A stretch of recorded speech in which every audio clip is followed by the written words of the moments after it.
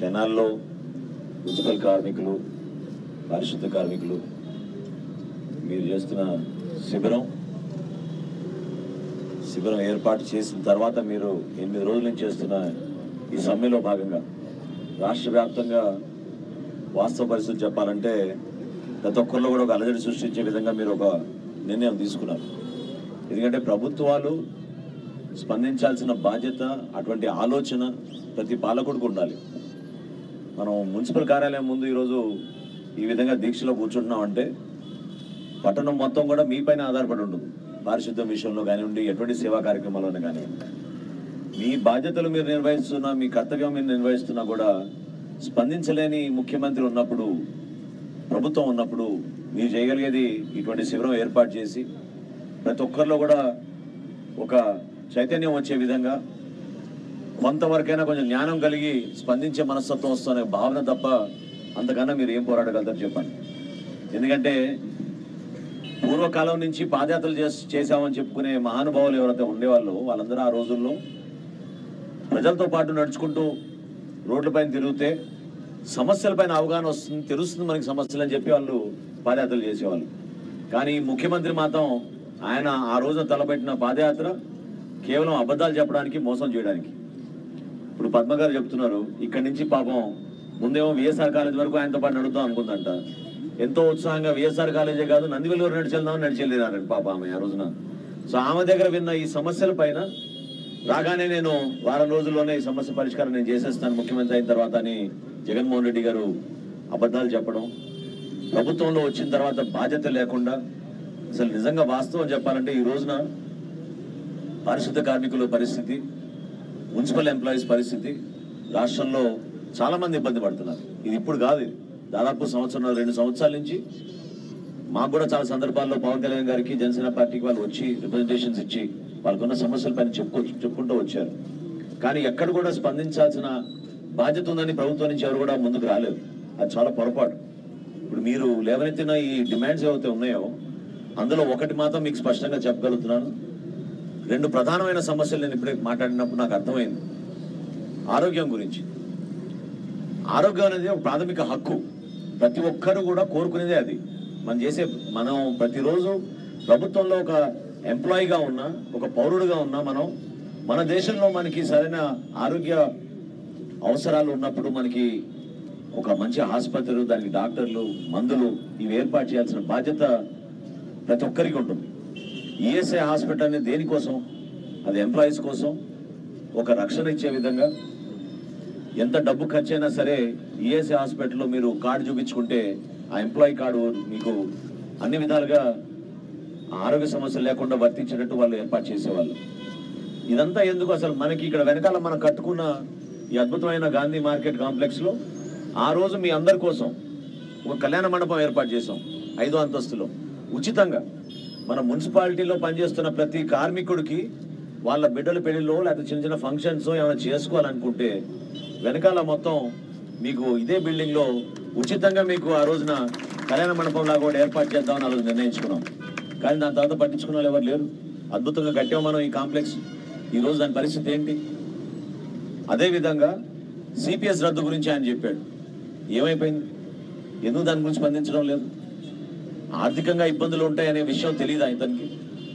మరి మాట ఇచ్చారు ఆ రోజున, ఎందుకు దాని గురించి స్పందించడం లేదు?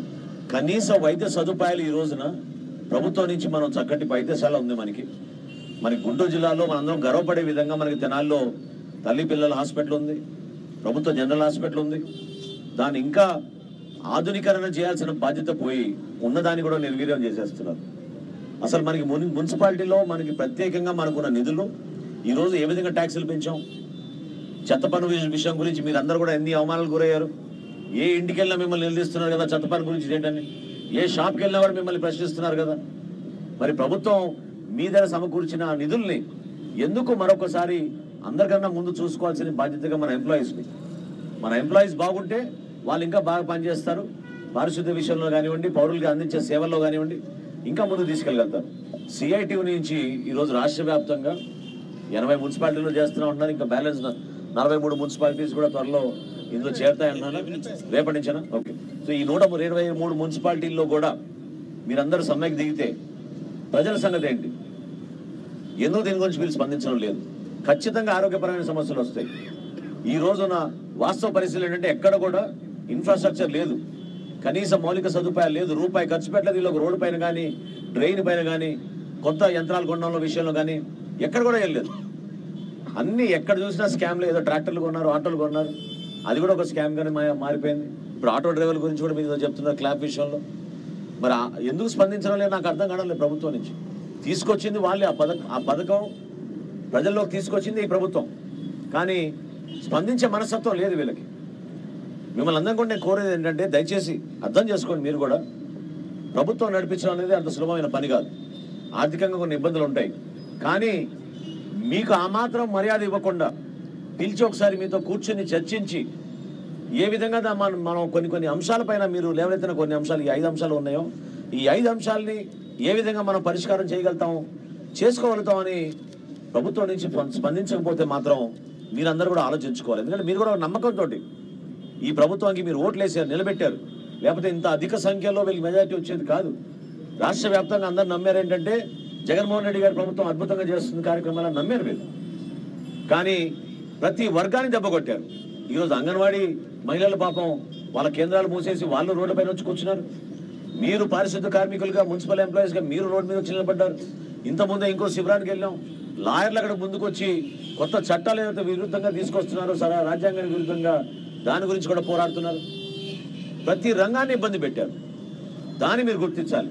అసలు తెనాలి మున్సిపాలిటీ అంత అద్భుతంగా ఈరోజు ఉండాలంటే రాష్ట్ర ప్రభుత్వంతో సంబంధం లేకుండా మన ఎంప్లాయీస్కి మనం అందుబాటులో ఉండి వాళ్ళకి ఆర్థికంగా బలోపేతం అయ్యేటట్టు చర్యలు తీసుకునే పరిస్థితి ఉండాలి ఇక్కడ మనకి. కానీ వాళ్ళు ఆ మాత్రం కూడా సంక్షేమం గురించి ఆలోచించడం లేదు. ప్రతి కార్మికులకి మనం సోదరుడికి సోదరుమనికి ఏదో విధంగా మన మున్సిపాలిటీ నుంచి అండగా నిలబడగలుగుతాం. మీరు చూశారు గతంలో మీరు పోరాటాలు చేసినప్పుడు ఏదో విధంగా ప్రభుత్వం నుంచి ఇక్కడ స్థానికంగా ఉన్న కమిషనర్ వచ్చి కూర్చొని మీతో మాట్లాడి చర్చించి సమస్య ఉండకుండా మీకు పరిష్కారం చేయడానికి కోసం ఒక ప్రయత్నం ఖచ్చితంగా చేశాం. ఈ అవుట్ సోర్సింగ్ విషయం అంటారా, ఇది డెఫినెట్గా రాబోయే రోజుల్లో సుప్రీంకోర్టు తీసుకోవాల్సిన నిర్ణయం. ఇది రాష్ట్ర ప్రభుత్వం, అందులో జగన్మోహన్ రెడ్డి గారు చెప్పిన అబద్ధాల్లో అన్నిటికన్నా పెద్ద అబద్ధం ఇది.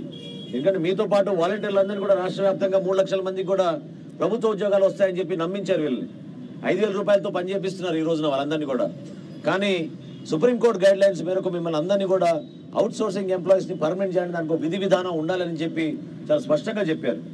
దాన్ని మీరు అందరూ కూడా అర్థం చేసుకుని మీరు చేస్తున్న సర్వీస్ని, ఎందుకంటే ఇంత కష్టమైన పని పవన్ కళ్యాణ్ గారు గతంలో కూడా చెప్పారు. నిజంగానే పారిశుద్ధ కార్మికులు, అందులో ప్రత్యేకంగా రెల్లి కులస్తులు ఏ విధంగా కష్టపడి పాపం ప్రొద్దులు లేస్తే వాళ్ళ గురించి, వాళ్ళ కుటుంబాల గురించి ఆలోచించకుండా మన పట్టణం గురించి, మన గ్రామాల గురించి, ఇతర ప్రజల ఆరోగ్యం గురించి ఆలోచించి వాళ్ళు కష్టపడతారు. దాన్ని మేము గౌరవిస్తున్నాం. మీకు ఖచ్చితంగా ఆదరించే విధంగా ప్రభుత్వం మారాలి, మనసున్న ప్రభుత్వం రావాలి మీకోసం. అంతేగాని ఏదో ఉపన్యాసాలు ఇచ్చేసి ఓట్ల కోసం లబ్ధి కలిగే విధంగా స్పందించే ఆలోచన అది మానుకోవాలి. తప్పకుండా పెద్దలు చెప్పినట్టు అనేక ప్రభుత్వాలకి ఈ విధంగానే విన్నవించుకున్నారు గతంలో. కానీ స్పందించేవి ప్రభుత్వాలు పిలిపించుకుని మాట్లాడి ముందుగా మంత్రి గారి సమక్షంలో, దాని తర్వాత అధికారుల సమక్షంలో, అవసరమైతే ముఖ్యమంత్రి గారి సమక్షంలో పరిష్కారం మాత్రం జరిగేది. ఈరోజు పరిష్కారానికి మార్గమే లేదు. అసలు మీకు కలవడానికి కూడా అవకాశం లేదు. ముఖ్యమంత్రి గారిని మీరు కలిసి ఒక రిప్రజెంటేషన్ ఇచ్చుకోవాలి మా సమస్యలపైనని మీరు ఒక ప్రయత్నం చేసినా కూడా ఈరోజు కలిసే పరిస్థితి లేదు. జనసేన పార్టీ రాబోయే రోజుల్లో తెలుగుదేశం పార్టీతో మేము ఒక మంచి ప్రభుత్వం తీసుకొచ్చి మీ అందరికి కూడా అండగా నిలబడే విధంగా, ప్రతి ఒక్కరికి మీరు కోరిన విధంగా కొన్ని ఆర్థికమైన పరిస్థితులు ఏవైతే ఉన్నాయో దాన్ని బేస్ చేసుకుని తప్పకుండా మీకు మేలు చేసే విధంగా ఒక ప్రయత్నం మాత్రం డెఫినెట్గా మేము చేస్తాం. ప్రయత్నమే కాదు, నేను మీకు మాటిస్తున్నాను, పారిశుద్ధ కార్మికులకి ప్రత్యేకంగా నేను మాటిస్తున్నాను. జనసేన పార్టీ పవన్ కళ్యాణ్ గారి తరఫున 100% మీ అందరికి అండగా నిలబడడానికి రాబోయే రోజుల్లో మేము ప్రభుత్వం ఏర్పాటు చేసిన తర్వాత తప్పకుండా మీకు అన్ని విధాలుగా, అది ఒక్కోసారి సందర్భంలో ఆర్థిక ఇబ్బందులైనా సరే మీ జీవితాల్లో వెలుగొచ్చే విధంగా తప్పకుండా మేము జనసేన పార్టీ నుంచి మీకు కట్టుబడి ఉంటాం. మీ జీవితాల్లో ఒక మార్పు తీసుకొచ్చే విధంగా మేము ప్రయత్నం చేస్తామని చెప్పి చాలా స్పష్టంగా మీకు హామీ ఇస్తున్నాను. అదేవిధంగా మీరందరూ కూడా దయచేసి ఈ సమ్మెలో ఎవరైతే పాల్గొంటున్నారో వాళ్ళందరూ కూడా నేను కోరుకునేది, పెద్దలందరూ కూడా మీకు అనుభవంతో దీన్ని ఇంకా విస్తృతంగా చేసేటట్టు మీరు ఒక మంచి ప్రయత్నం చేయండి. ఒక రాజకీయ పార్టీగా మేము మీకు అండగా నిలబడడానికి కోసం ఈరోజు వచ్చాం. మా గుంటూరు జిల్లా అధ్యక్షుడు గాది వెంకటేశ్వరరావు గారు కానీ మా జనసేన పార్టీ నాయకులందరూ కూడా ఎప్పుడు కూడా మీకు ఈ సమస్య పైన మీరు చేస్తున్న పోరాటం మీరు అడిగి అడిగి అడిగి అలసిపోయారు కాబట్టి మీరు చివరికి ఈ స్థాయికి వచ్చారు. రిప్రజెంటేషన్లు ఇచ్చారు, ఎవరు పట్టించుకోవడం లేదు కాబట్టి ఈ పరిస్థితి వచ్చింది. ఈ రోజున స్పందించలేని ప్రభుత్వం స్పందన కార్యక్రమం ఏర్పాటు చేస్తుంది. మనసున్న ప్రభుత్వం అయితే ముఖ్యమంత్రి మీ దగ్గరకు వచ్చి కూర్చుని మాట్లాడి ఇటువంటి కార్యక్రమాలు మీకు రోడ్డు పైన దిగకుండా చూడడానికి ఆయన ప్రయత్నం చేసేవాడు. అది మాత్రం ఇక్కడ జరగలేదు.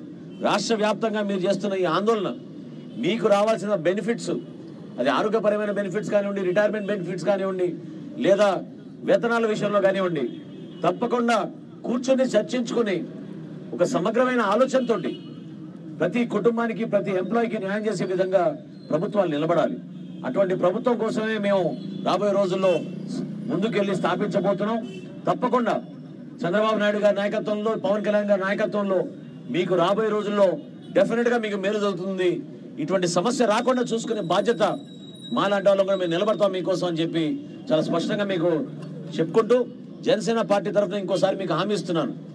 కార్మిక సోదరులకు, కార్మిక సంఘాల్లో ఉన్న ప్రతి ఎంప్లాయీకి ప్రత్యేకంగా మనకి ఈ రోజున పారిశుద్ధ్యం విషయంలో మీరు పడిన కష్టాల్ని దృష్టిలో పెట్టుకుని తప్పకుండా మీ జీవితాల్లో గౌరవం నింపే విధంగా, ఆర్థికంగా మీకు బలోపేతం చేసే విధంగా జనసేన పార్టీ ప్రభుత్వం రాబోయే రోజుల్లో నిలబడుతుందని చాలా స్పష్టంగా మీకు హామీ ఇస్తున్నాను. ఈ సందర్భంగా తెలుపుకుంటూ సెలవు తీసుకుంటున్నాను. జై హింద్.